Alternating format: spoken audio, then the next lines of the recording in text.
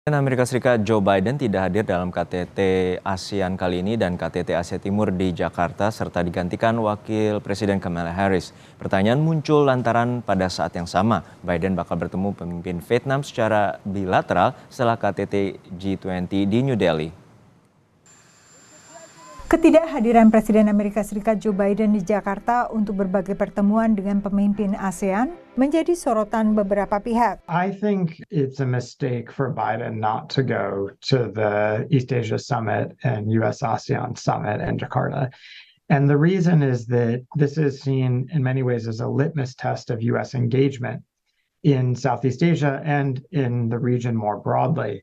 And so when the United States doesn't send its president, it sends a signal that this just isn't a top priority for Washington.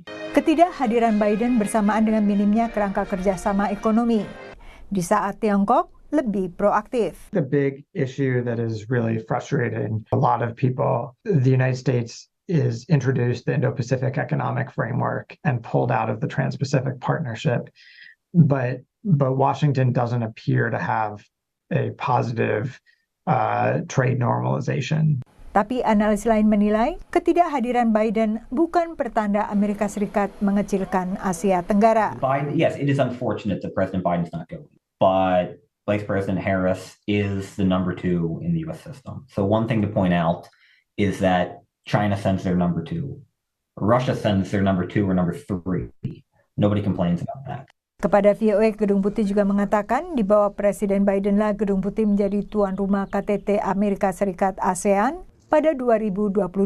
Dan Biden pun telah bertemu Presiden Republik Indonesia Joko Widodo di sela KTT G20 di Bali akhir 2022. Tahun ini KTT G20 digelar di India mulai 9 September dan Presiden Joe Biden dijadwalkan hadir. Setelah dari New Delhi, Biden akan berkunjung ke Hanoi, ibu kota Vietnam, untuk meningkatkan hubungan kedua negara ke kemitraan komprehensif strategis. Keputusan ini pun memunculkan pertanyaan mengapa Biden ke Hanoi tapi tidak ke Jakarta. 40% pasar ASEAN itu ada di Indonesia.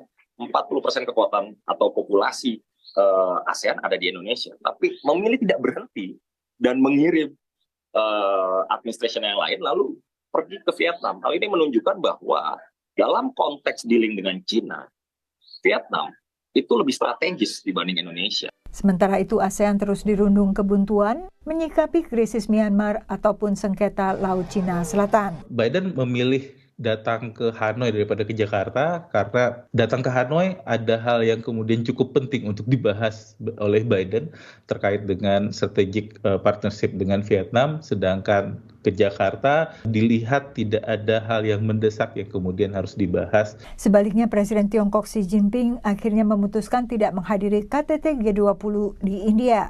Absennya Xi untuk pertama kalinya dalam KTT G20 ini disesalkan Presiden Biden. Dari Washington DC, Yuni Salim dan tim VOA.